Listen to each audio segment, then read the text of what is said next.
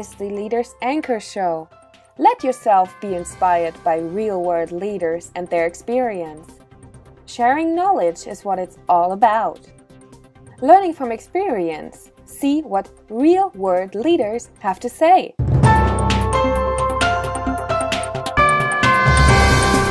Welcome once again to the Leaders Anchor Show, where we share with you amazing and inspiring stories of people just like you who have taken their lives from A and they're now at Z and they're creating and causing positive change. Today, in this segment, we have Mr. Onyi Anyado of Onyi Anyado Media House, who is going to tell us about his journey so far regarding leadership. Welcome, Onyi. Thank you for having me, Paul. Thank you for being on the Leaders Anchor Show. Thank you. And thank you also for availing yourself in this way. Onyi, I have a lot of respect and regard for you. Thank you, sir. And the work that you do. And I'd like to ask you what many people probably would want to hear. Onyi, tell me, because a little bit about you says from detention to distinction. Yes. Tell me about detention. Okay. Born and raised in Hackney, East London, to a 2.4 family, my father, my mother, my sister, myself. Unfortunately, at an early age, my father left, so just my mother growing up, picking up my sister, myself. Went through this process, school, college, university. Unfortunately, when I got to university, a particular lifestyle got hold of me called the street life. It's a criminal lifestyle, kind of gang lifestyle. Unfortunately, 6 of my friends got shot dead. I nearly got shot dead, and I went to prison twice, so that was the detention part of it.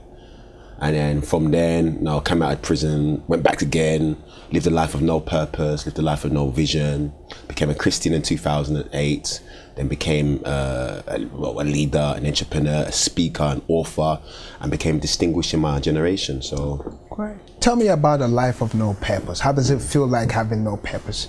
It was a life of I wasn't fulfilled in what I was doing. Yeah, I was making money, but there was that lack of fulfillment there. It was just the same old, in and out of jail, visiting people in jail, surviving shootouts, going to funerals. So I knew something inside of me was better than that.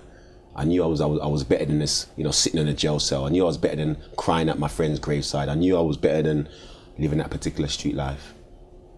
You know you were better than living that kind of life. Yeah, what actually changed?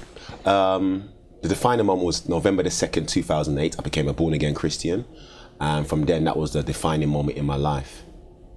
You became a born-again Christian. Yes. Now tell me about distinction. Yes. And do you think that anybody anywhere in this world can be like you? Oh, yes. For example, I'm called a leader of distinction. Not just a leader, but a leader of distinction. So, yeah, I've got one head, I've got 2 arms, I've got 2 legs. So if I can do it from the pit to the palace, there's no reason why no one else can't do it. How can other people do what you do? It's truly having a lifetime vision, finding your passion, because we hear about it all the time, but I can honestly say, once you find your lifetime passion, mine, for example, is raising up a generation of leaders, raising up a generation of entrepreneurs, raising up a generation of visionaries. So that's my passion, my purpose. Once you find that, it becomes a wrap. A generation of leaders. Tell me more about it. Yeah, so for example, as we know, the West is calling Africa the final frontier. I don't know where they got their name from, but there's a large percentage of young Africans from South Africa, Nigeria, Kenya, across Africa, who are unemployed, who haven't found their vision, who haven't found their purpose. And that's why late last year I wrote, the issue facing young people in Africa is not the lack of money, neither is the lack of opportunity, but rather is the lack of vision and purpose. That's the only thing in Africa, the lack of vision and purpose. Visionary leaders and people that are really feeding people's purpose so they can raise up and become visionary leaders as well. Let's go back to Africa. Yes. Do you think that we have enough transformational leaders? No, unfortunately not. I've done a lot of research. I think there's some great leaders out there, but I think for this young generation, there's a big gap.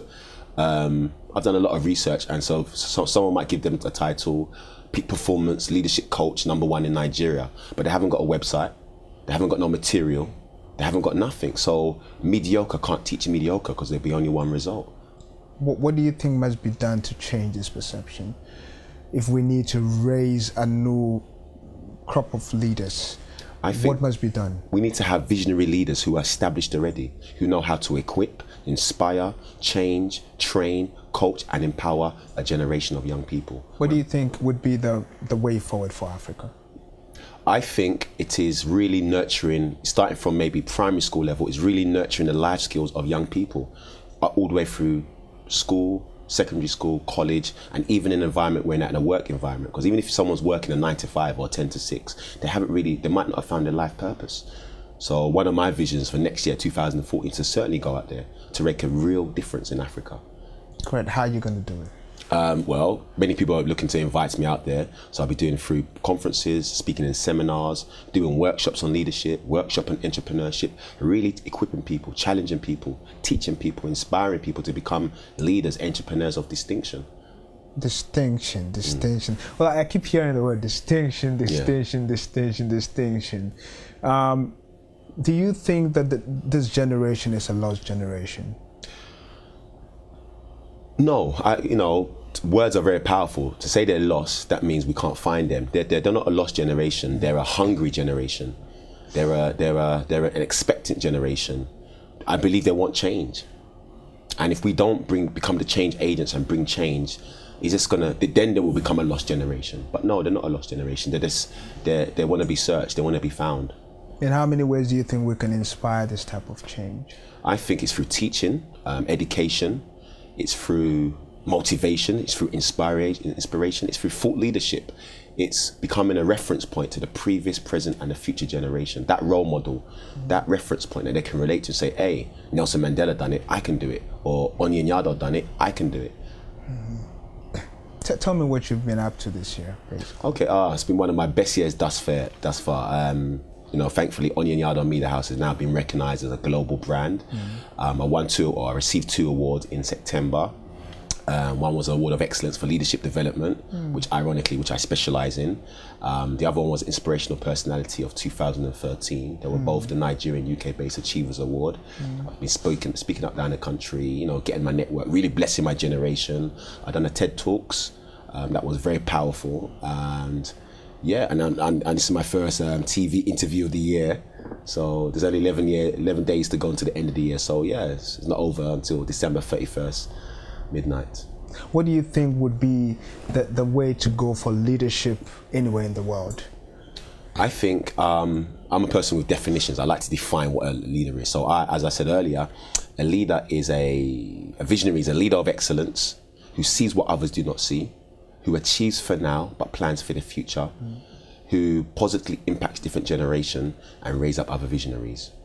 A leader it shouldn't be about me, myself, and I. It should be about the previous, present, and future generation. They've got to be that trailblazer. They've got to be that pioneer. They've got to be that waymaker.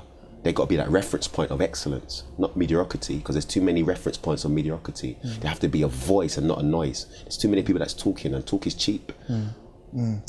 Talk is cheap, and this actually takes me back to Africa, from I think where you have your roots and where I also have my roots. And when we look back at the situation in Africa and the way leadership has been practiced, what, in your opinion, would be the best way to go for leadership in Africa? I think, in my opinion, start from the bottom up. So many times we or people blame the government. Unfortunately or fortunately, there's only so much the government can do. So I believe it has to start from the ground up, as in from 8, 9, 10, 11, 12. Really begin to activate a young person's purpose. When they're in university, when they're at work, when they're looking to make life decisions, they need to understand the principles of long-term vision, whether it's as a business person, entrepreneur, or working in an office environment. Great. Now, there's this perception about let me just give you an example. For instance, you go back in Africa and there's a lot of filth all over. The government is making an effort to clear up the mess, but it keeps building up every day. Now, do you perceive this challenge to be a situation that the government is not doing enough, or something has to change in the mindset of the people to address this concern? Something has to change. So, for example, I mean, that's a business opportunity for me. I've got to start thinking about going out there now and actually thinking, okay, how can I organize a cleaning company that goes around and win contracts and big contracts from the government? Because, as I said, there's only so much the government can do. There's only so much. And unfortunately, certain politicians only think about me, myself, and I, right? And that's a four-year term, where I believe politicians have to become leaders and visionary leaders to start thinking 10 years down the line, thinking 15 years down the line. What impact do they want to leave for the next generation? Great. What impact do leaders all over the world want to leave for the next generation? It must not only be about parochial thinking, but it must be about a selfless thought to improving and making lives better. Thank you so very much, Onyi, for coming on the Leaders Anchor Show. It's been a pleasure having you. Thank you. And have a great one in all that you do. Thank you, sir. Thank you very much. Thank you.